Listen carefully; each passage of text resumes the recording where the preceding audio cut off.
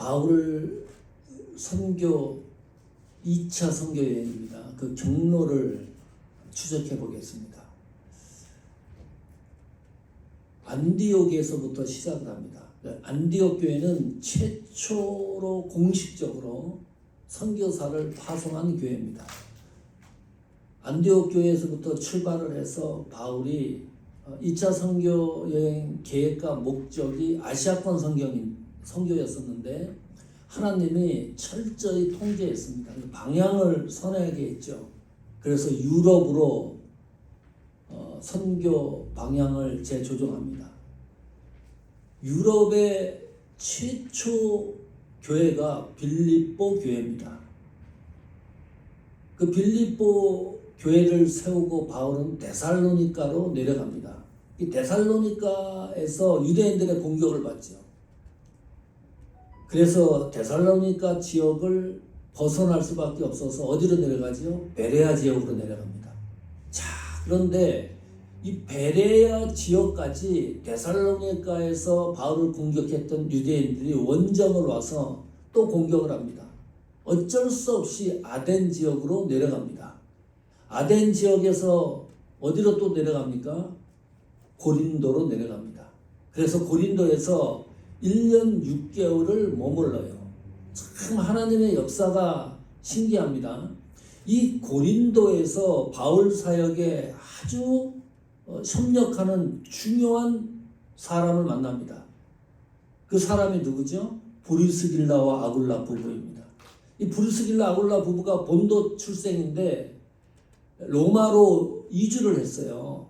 글라우디오 황제 때 그 친령이 발효가 됩니다. 유대인들을 추방을 해요. 어쩔 수 없이 로마에서 고린도로 내려왔던 부부입니다. 이 부부는 바울과 상통하는 기술을 갖고 있었는데 사업가입니다. 천막 만드는 그 사업을 하고 있었습니다. 이 고린도에서 바울을 만나서 어떤 일이 일어납니까?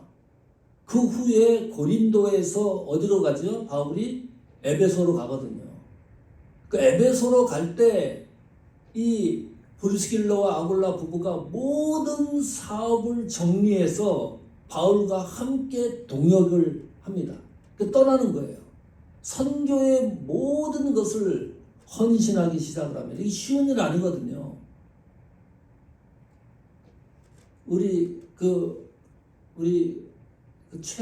닥터가 누구였었죠? 신창은 내과 한번 얘기한 적도 있는데 한 10년 넘었을 거예요. 아시죠? 신창은 내과 보통 우리 주치의였었는데 그 사모님도 의사입니다. 어느 날 병원 갔었는데 이 편만 하나가 딱 붙어 있어요. 인도로 선교여행 간다고. 이 두 분이 이 닥터가 모든 걸 내려놓고요 선교 여행을 가는 겁니다. 평신도 선교사로. 이런 일 흔치 않거든요. 근데 브리스길라와 아굴라 부부가 그렇습니다. 가만히 있어도 얼마나 돈을 많이 벌겠어요. 이 사업을 하는 굉장한 부부인데 그걸 모두 내려놓고 바울과 함께 동행하면서 선교 사역의 삶을 모두 바치는 겁니다. 특이한 게 있어요.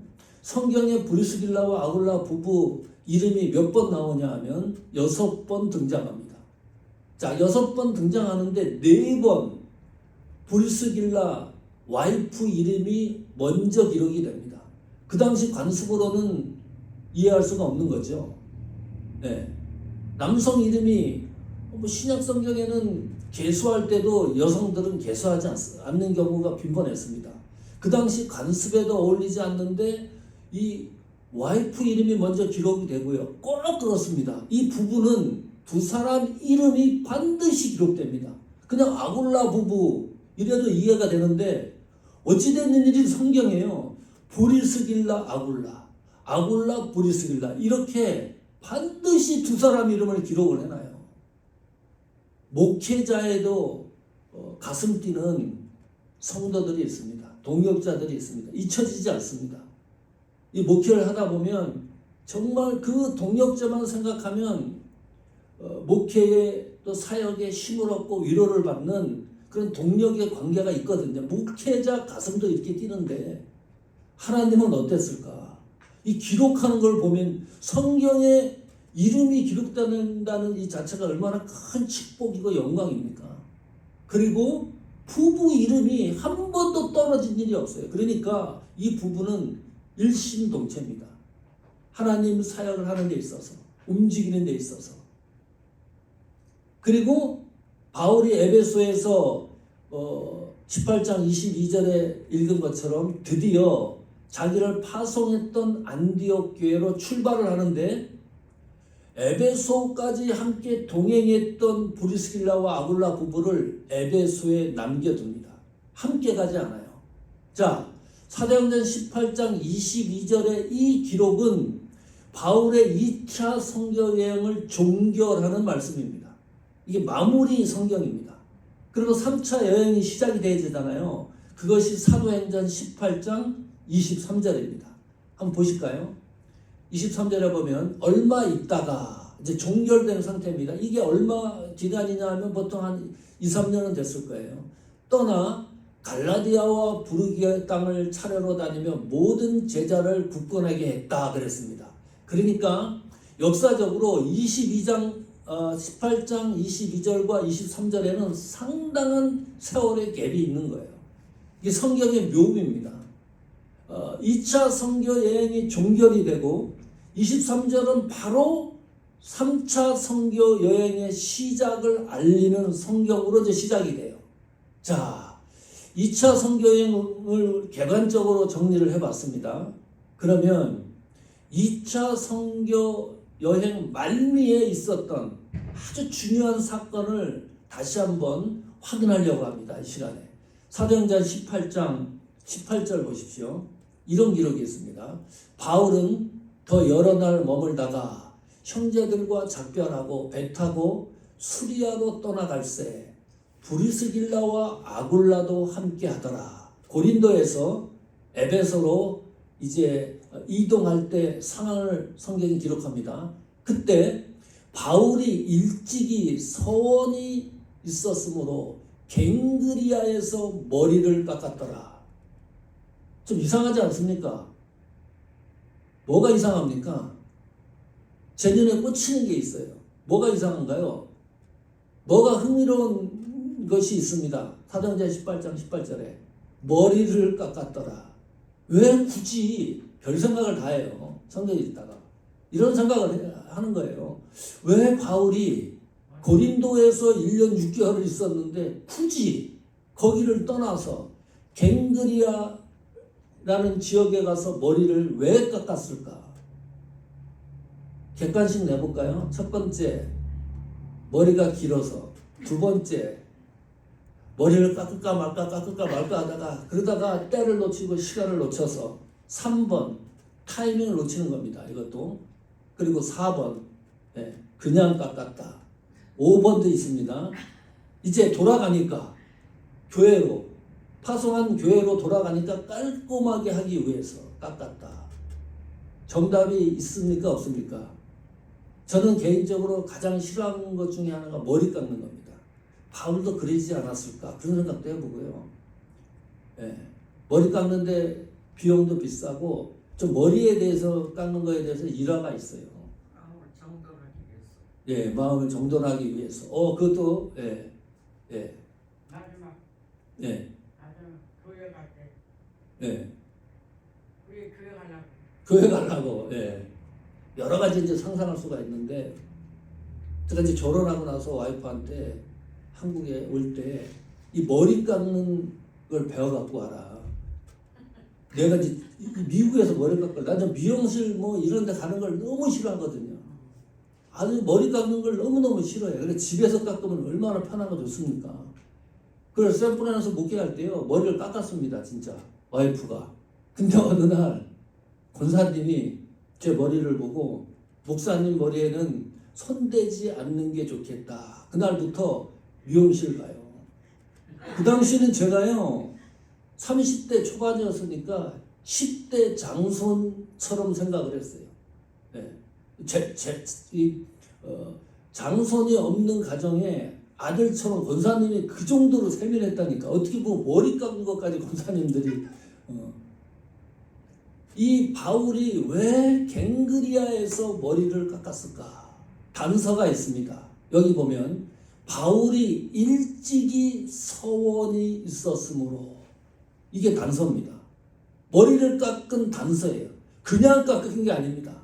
머리가 길고 때를 놓쳐가지고 그래서 머리를 깎은 게 아니고 서원이 있었기 때문에 갱그리아에서 머리를 깎은 거예요.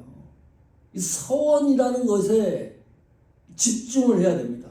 바울이 도대체 무슨 서원을 했을까? 그리고 그 서원과 어떤 관계가 있을까? 이 머리 깎는 것과 그거를 추적을 해야 됩니다. 그래야 사도행전 18장 18절의 말씀이 우리 마음에 다가서는 거거든요. 서원하면 기억나는 거 있죠? 성경에 서원하면 아주 대표적인 단어가 있습니다. 나실인입니다. 나실인 들어보셨죠?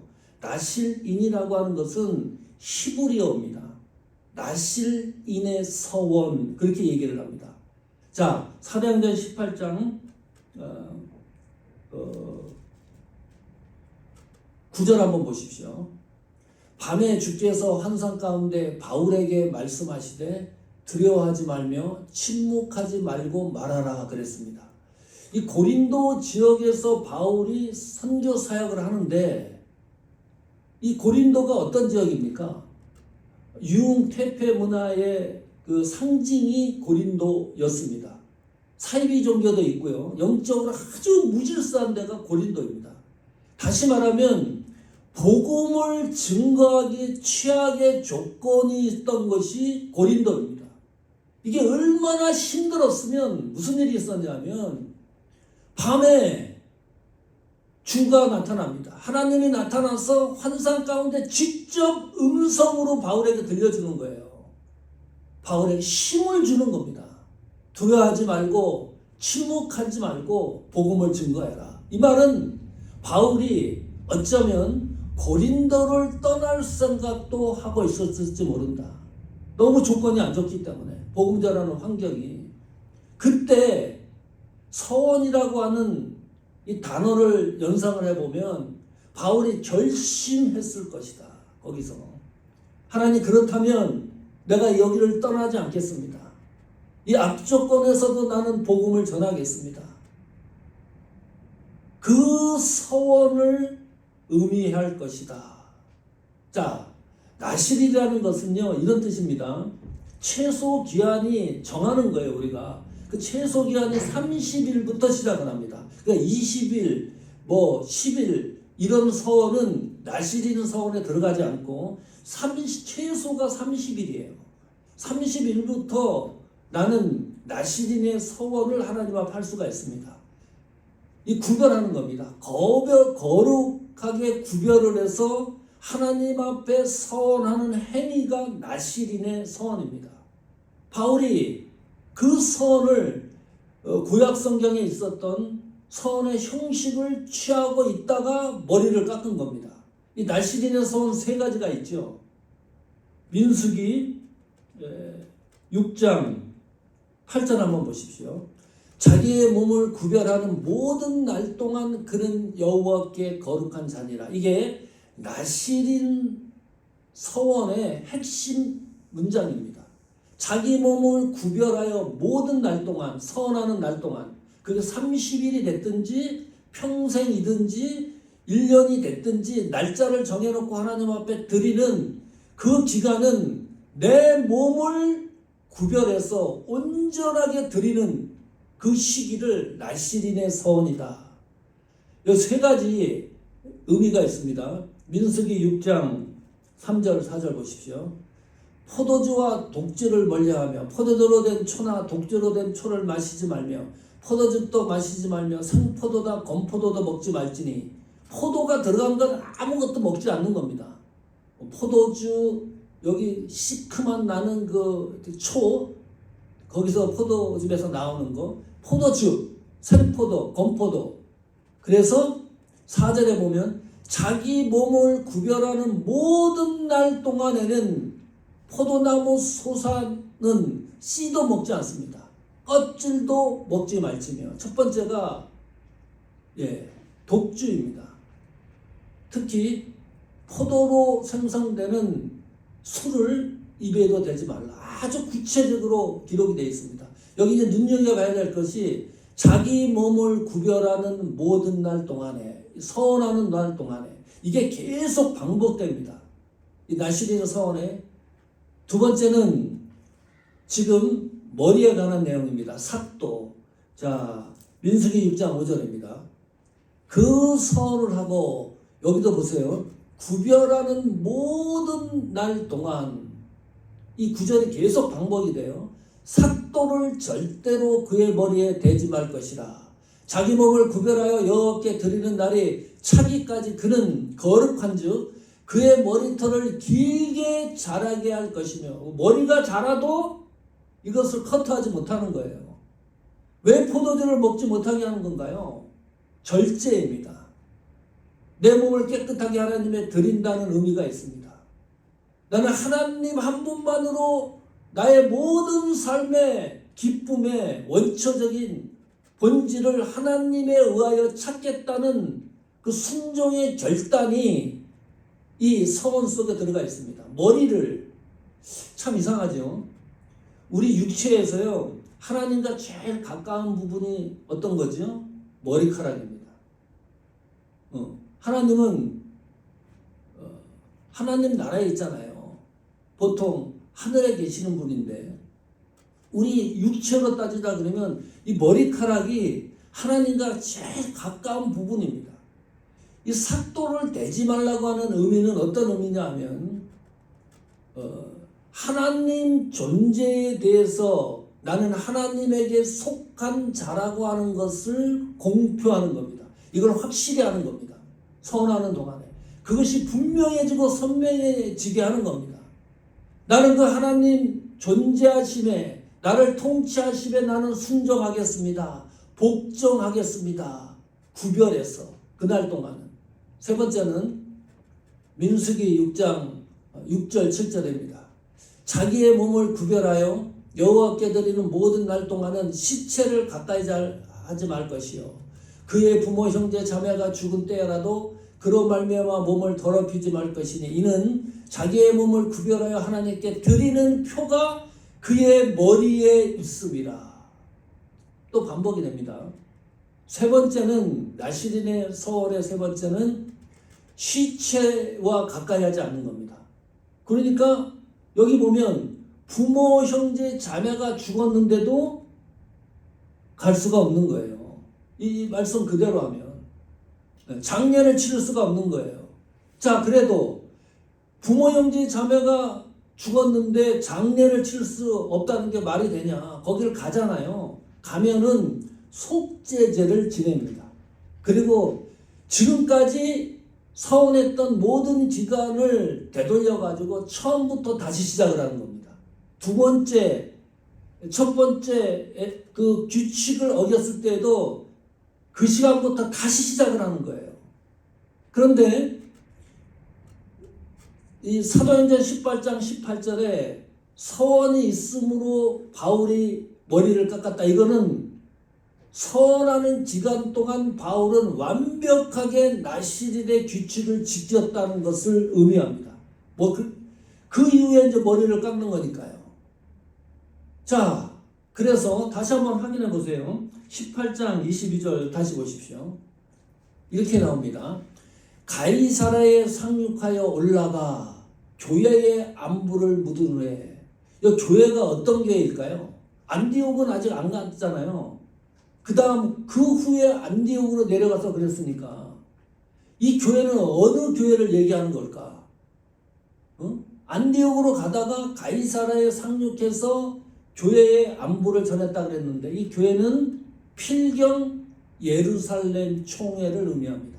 바울은 선교가 끝나면 반드시 예루살렘으로 올라가서 총회에 보고를 했습니다. 그리고 그 다음에 자기를 파송한 안디옥 교회로 내려갑니다.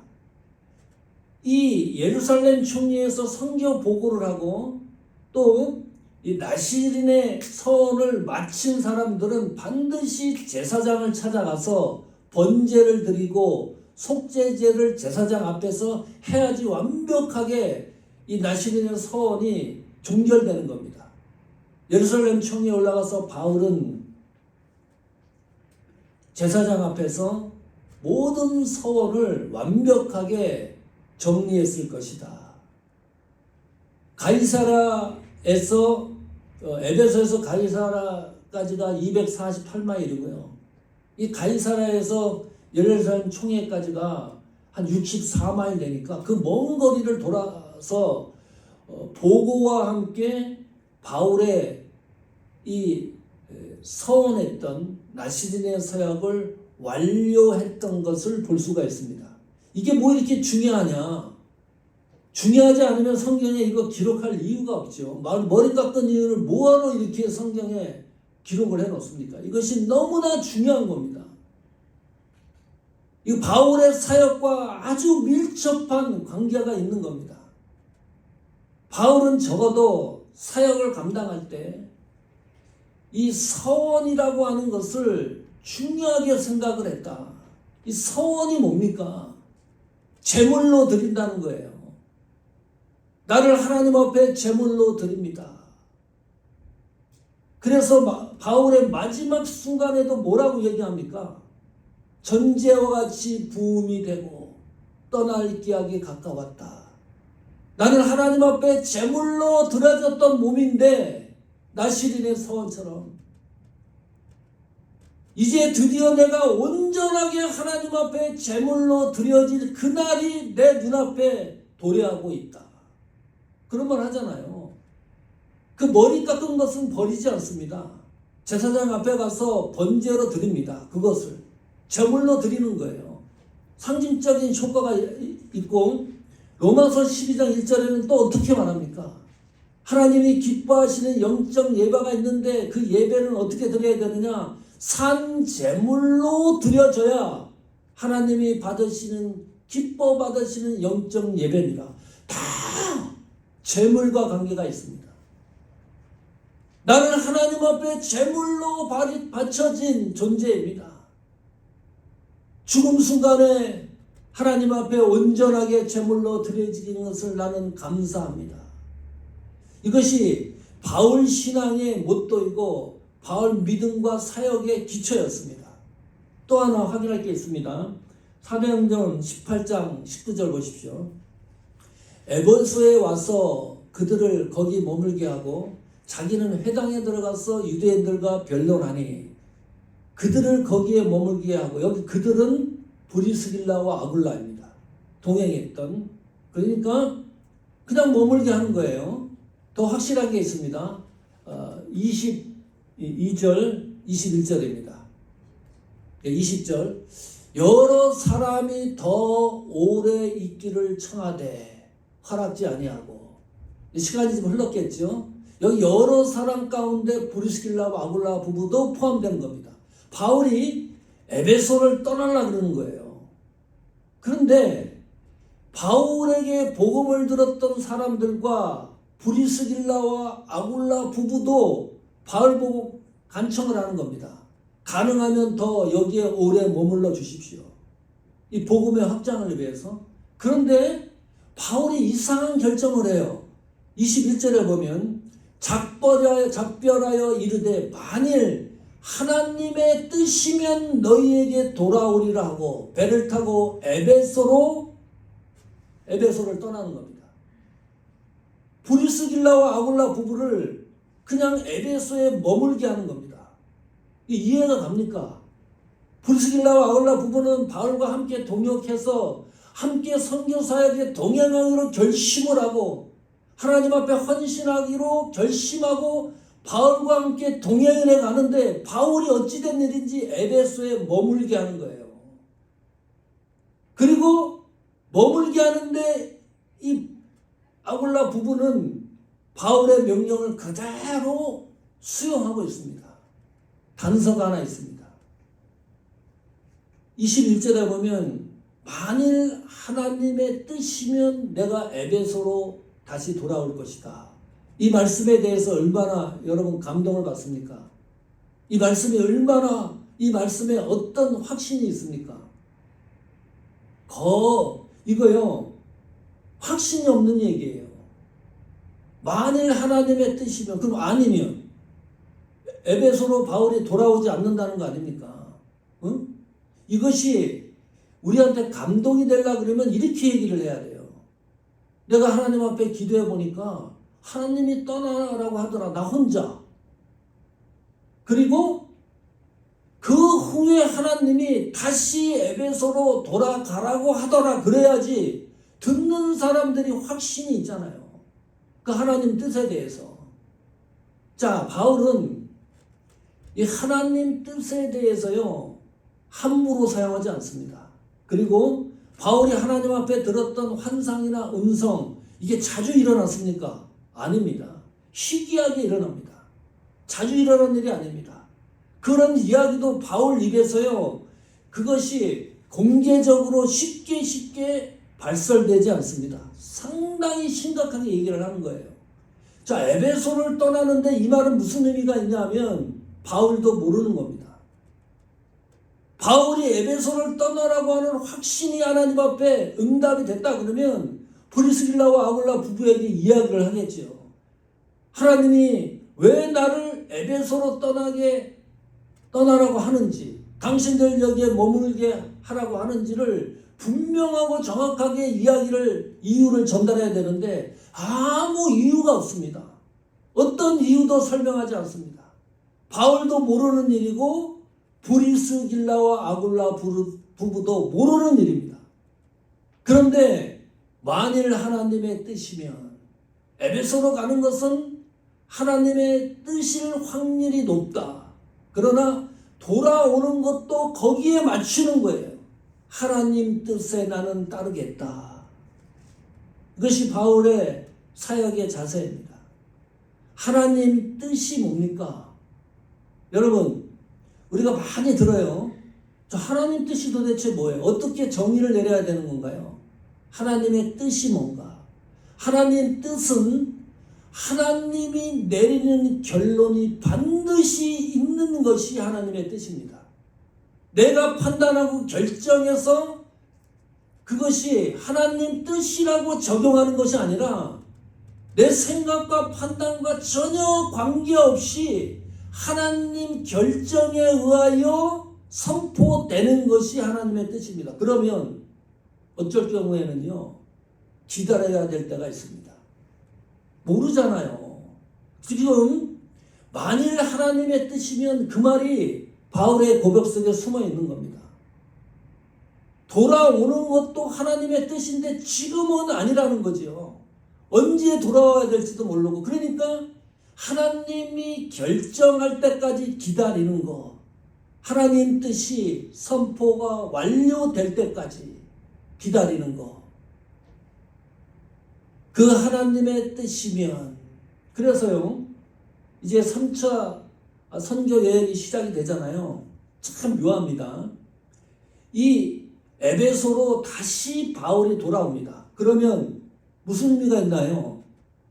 하나님의 뜻이면 돌아오겠다고 한 것이 완료가 되는 겁니다.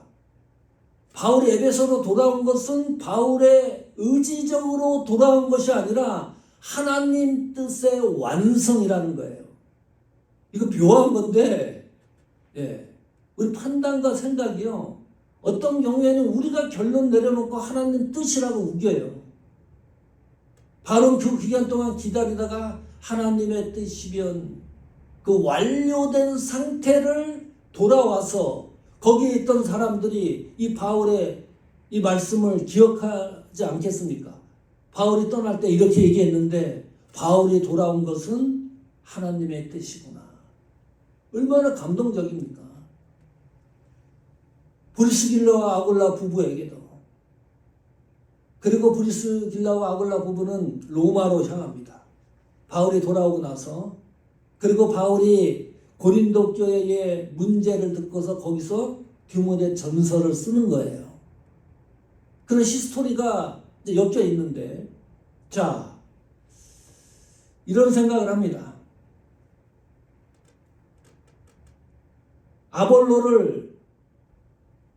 아볼로에 대해서 들어보신 적이 있죠? 고린도 교회 파당이 일어났을 때 아볼로파가 있지 않습니까? 한 가지 이제 궁금한 건 하나님의 브리스길라와 아굴라를 왜 고린도에 남게 했을까? 이게 이제 퀘스천인데 지난주에 다음 주에 이제 설교를 하겠지만은 참 묘합니다. 브리스길라와 아굴라 부부를 고린도에 남겨놓게 한 역사적인 이유는 아볼로를 만나게 하기 위해서입니다. 아볼로에 대한 정보 많지 않죠, 저희가. 그 다음 성경에 보면 아볼로를 만나는 브리스길라와 아굴라 부부가 아볼로를 만나는 장면이 나오고 또 성경 공부를 이 부부가 아볼로에게 또 시키고 그래서 이 아볼로가 그 복잡한 고린도 교회로 또 파송하는 장면까지가 나와요. 샌드위치처럼. 참 묘한 역사인데 다음 주에는 이 부분을 좀 더 확실하게 살펴보려고 합니다. 성도 여러분, 바울의 제2차 선교 여행은 하나님 뜻에 의하여 완성된 계획입니다. 자, 이 말은 무슨 말인가요?